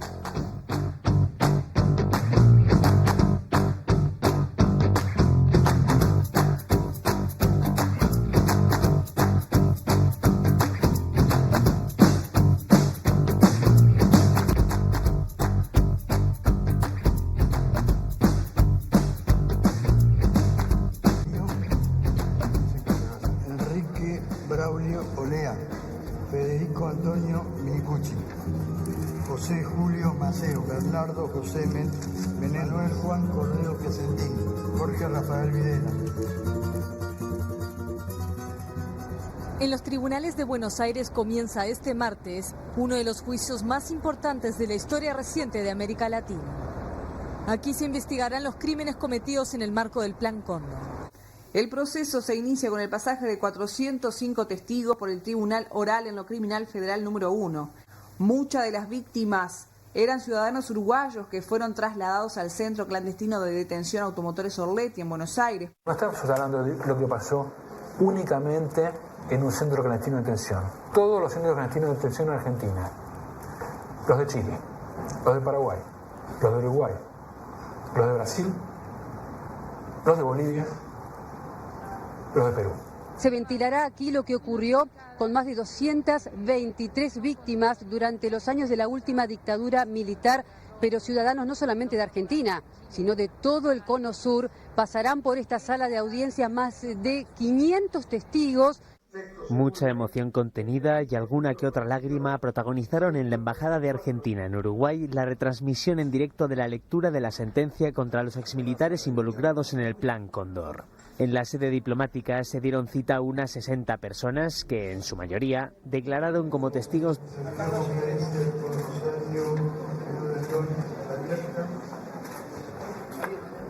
Sí, señor presidente, está actualizando.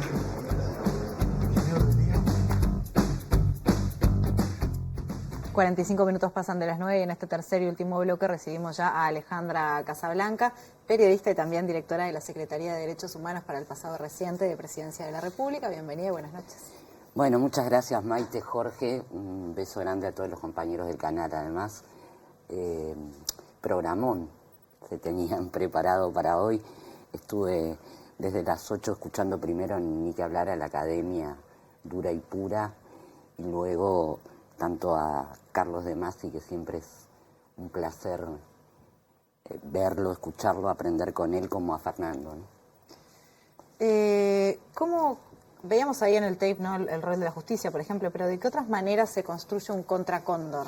¿Cómo se lucha contra esto? Bueno, mirá, la semana pasada o la otra, ya no me acuerdo, pero creo que fue la anterior, no la otra, estuve en Brasilia, en la reunión de altas autoridades de Derechos Humanos del Mercosur.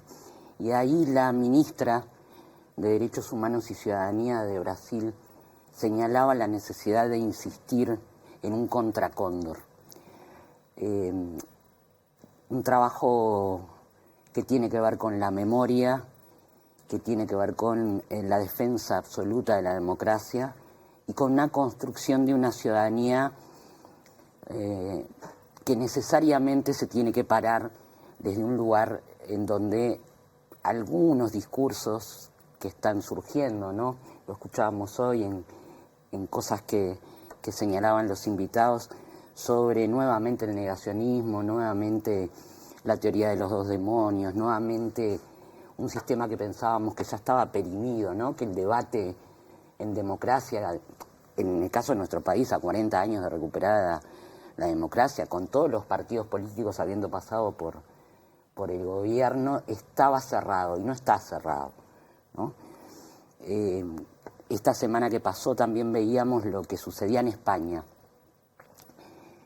El gobierno español, y estamos hablando de gente que está pidiendo, por ejemplo, ingresar a fosas comunes de una guerra civil inicial y una dictadura franquista posterior que en 10 años empezaría a cumplir 100 años, ¿no? Fue en el 36, o sea que empezó en el 36. Y recién ahora, por ejemplo, el gobierno daba la orden de cerrar la Fundación Francisco Franco, de eliminar de todo el territorio cualquier tipo de vínculo relacionado con represores o violadores de los derechos humanos, de reivindicar la memoria histórica, ¿no? Premiaban el jueves o el viernes a 5 o 6 personas relacionadas con la defensa de la República y la democracia. Entre ellos recogía el premio de García Lorca, la sobrina de García Lorca, que ya es veterana, obviamente. Entonces, ¿cómo construimos una sociedad un poco más sana, un poco más adulta también, a 40 años de democracia, 52 años de lo que fue el golpe de Estado en Uruguay, o a 50 años de lo que fue el acta de bautismo del Cóndor, ¿no? Porque ya nos han explicado todos desde cuándo venía todo este sistema. Yo escuchaba a Jair Critche hace un poco tiempo que decía, en 1970, en Uruguay, militares brasileños ya estaban operando en coordinación, por ejemplo. Y nosotros estábamos en democracia todavía. Entonces es un trabajo que creo que es de goteo y de construcción con las nuevas generaciones de una historia que necesitamos conocer, que necesitamos adueñarnos de la misma, ¿no? Yo pienso muchas veces cuando nos dicen hay que dar vuelta a la página, ¿Por qué siguen con estos temas después de medio siglo? Bueno, para dar vuelta a la página de un libro hay que leerla, ¿no? Hay que conocerla. Y nosotros necesitamos tener esa información y sobre todo necesitamos construir una política de estado de memoria que el Uruguay no ha llevado adelante. Otros países de la región sí, con todas las restricciones y con todas las situaciones que hemos vivido que se han dado en nuestros países con diferentes gobiernos. Pero una sociedad, por ejemplo, tan polarizada como Chile, que realmente lo estamos viendo de cara a lo que son las próximas elecciones, hay una polarización brutal, ¿no? Es blanco o negro, no hay una cuestión de socialdemocracia o ese voto de centro, como se suele decir. Sin embargo, han establecido una política de estado de memoria impresionante. Yo tuve la posibilidad de estar en Santiago, invitada por la gente del Museo de la Memoria y los Derechos Humanos de Santiago, y el trabajo que realizan a nivel docente, a nivel de la educación en general, de los barrios y las comunas, de los niños y los adolescentes, es una manera de construir algo que no se quede en los carteles, ¿no? Para poder construir memoria, para poder leer esa página, es necesario acceder a archivos. Sí. Y ahí el Estado tiene un rol fundamental. Sí. ¿En qué estamos con eso? Bueno, ustedes capaz que lo saben o no, pero nosotros después de 5 años de tener cerrados los archivos, ingresamos con el equipo de la Secretaría al archivo de inteligencia de la Dirección Nacional de Información e Inteligencia. Estamos trabajando en julio, que ahí anunciaron sí, con la subsecretaria del Ministerio finales del de junio, comienzos de julio. También ustedes que me conocen saben que a mí me gusta trabajar por proyectos y no a decir, bueno, vamos a entrar y a lo loco, dentro de 5 años vemos. Entonces, en diciembre lo que vamos a hacer es, de alguna manera, entregar el trabajo que se está digitalizando hoy. También una decisión política. Ustedes saben que la archivística en general, a nivel académico, va desde la caja cero a subiendo. Ya se había ingresado en el último, al final del gobierno de José Mujica y en el último gobierno de Tabaré Vázquez, a ese archivo, pero claro, se habían digitalizado y estudiado mucho de lo que tiene que ver con los años previos a la dictadura. Hay una decisión política ahora de decir, es el momento de buscar información necesaria para poder entrecruzar y para que los investigadores, la gente que lleva adelante la búsqueda, la gente que lleva adelante la posibilidad de que todos los uruguayos sepamos lo que sucedió, tengamos la información, bueno, tengan un acceso diferenciado. En eso estamos, ya hemos culminado todas las cajas relacionadas con la operación Morgan, que eran parte de lo que está en ese archivo. Ahora estamos con lo que se llaman los diarios de prontuarios de presos y silenciosamente, que es como se debe hacer, estamos trabajando para hacer una primera entrega en diciembre, entrega que se hace, como ustedes saben, a la Institución Nacional de Derechos Humanos, que tiene a su cargo la búsqueda para que sus investigadores, si consideran que es relevante, puedan utilizar esa información, al fiscal especializado en delitos de lesa humanidad, que tiene las causas, a, por supuesto, el Ministerio del Interior y su equipo de archivo propio, y a madres y familiares de detenidos desaparecidos. Esas son las copias que se van a hacer. Los van poniendo al día, digamos. Los van a poner al día cuando tengan Sí, nos hemos reunido, hemos tenido reuniones para ponernos de acuerdo incluso cómo debe darse esa sistematización, no es menor eso, para que todo el mundo pueda leer bien esos archivos digitalizados. Esto responde a Dirección de Información e Inteligencia, que está dentro de la órbita del Ministerio del Interior. ¿Qué pasa con Defensa? ¿Qué pasa con los predios militares? Bueno, porque, perdóname, porque recién Demasi además decía, en una visión general del asunto, a los archivos de la policía se ha podido entrar en general, a los archivos militares en general no. Podríamos decir que sí y no, ¿no? Los equipos de historia de la Facultad de Humanidades y Ciencias de la Educación, en su momento, si no me equivoco, teniendo esos equipos a cargo primero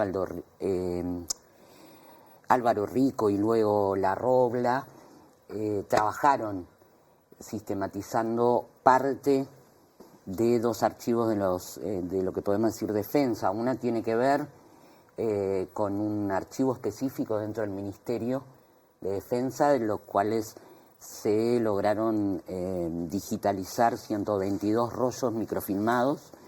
En ese archivo quedan 128 rollos porque el gobierno anterior dio la orden de no seguir, por lo cual nosotros tenemos que ver el ingreso a ese archivo, ver si está ese material tal cual lo dejaron aquellos que lograron digitalizar esos 122 rollos. Se hizo un trabajo en el FUSNA también, trabajo que, como sabemos, permitió, entre otras cosas, que hace 2 semanas tuviéramos la información que tuvimos en cuanto a la segunda condena contra Trócoli por el juicio Cóndor en Italia. Hay una serie de documentos que salieron de allí del FUSNA y nosotros también consideramos que queda mucho archivo por conocer. El Ministerio de Defensa ha tenido una actitud de apertura con la Secretaría. Nosotros estamos, y esto debo dejarlo claro, terminando un acuerdo que implica la posibilidad de que los académicos se hagan cargo de ese trabajo, porque en la Dirección de Inteligencia entramos con el equipo de la Secretaría, los archivólogos de la Secretaría y los digitadores de la Secretaría. ¿Por qué? Porque el gobierno anterior dio de baja los acuerdos con la Universidad de la República. La ciudadanía no tiene por qué saber eso, pero la necesaria burocracia interna, tanto en lo que es el Poder Ejecutivo y Presidencia como en lo que es la UDELAR, que pasa por las 2 facultades que van a trabajar con nosotros, Facultad de Humanidades y Ciencias de la Educación, Facultad de Información y Comunicación. Tenemos archivólogos en una y estudiantes de periodismo y de investigación e investigadores e historiadores en la otra. También tienen su sistema interno dentro de la universidad y luego es la UDELAR quien firma ese acuerdo. Estamos en el proceso final, por lo cual esperamos poder ingresar a al menos 2 archivos del Ministerio de Defensa en breve. No quiero dar una fecha porque no me quiero adelantar a algo que después no sea en la fecha precisa, pero sí vamos a ingresar en breve. Reingresar en realidad, ¿no? Seguro. Quedan muchos a los cuales no se ha ingresado y a nosotros nos queda 4 años y medio de gobierno. Alejandra, literalmente en 2 minutos porque se nos va el programa.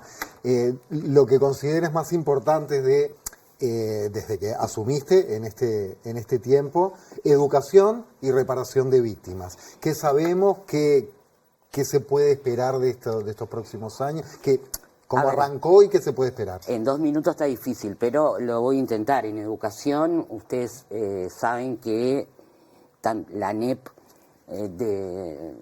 definió de alguna manera reinstalar 2 áreas que habían sido también dadas de bajas en el gobierno anterior. Una tiene que ver con el pasado reciente en la historia, otra tiene que ver con salud sexual y reproductiva.